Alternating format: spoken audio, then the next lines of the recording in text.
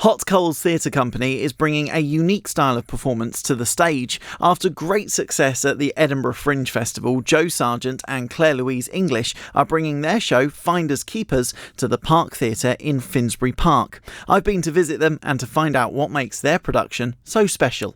The idea with the last shows that we've done has been that we want the work to be accessible to a deaf audience and a hearing audience at the same time in the same sort of way.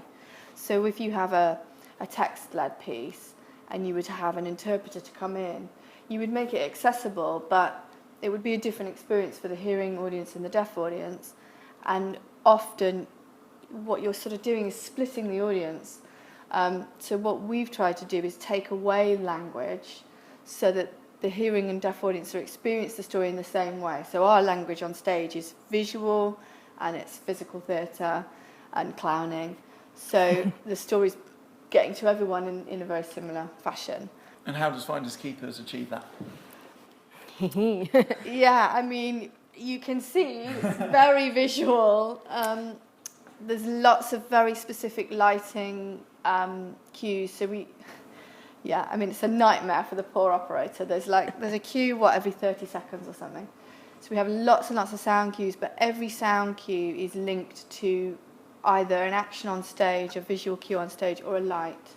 So, for example, our baby, we've got a puppet baby, and when he cries, the festoon lights at the top here flash at the same time. So we're representing visually the sound effect. Which we also indicate to the audience by, referencing the sound with the light so that they understand that these two are connected. And it seems to have translated really well to the deaf audiences. They just get it.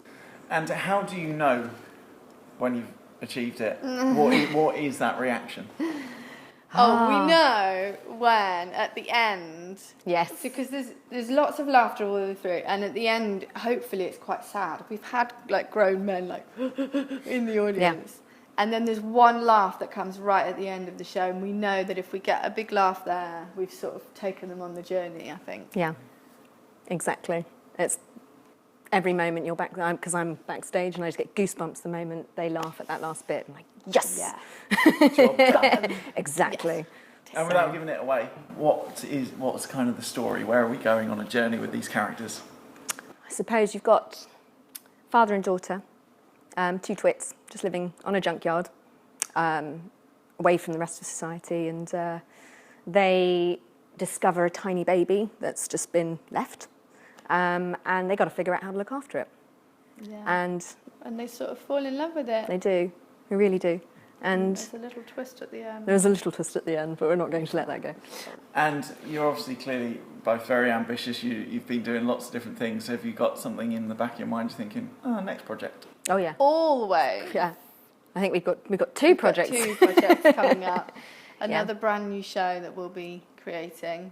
But our shows, they can take up to a year to make, so we're right at the beginning of that process at the moment for a new show, and then another possible show that is more text-led that we've got to figure out how to make accessible as well. Yeah, we're doing that in collaboration with another theatre company.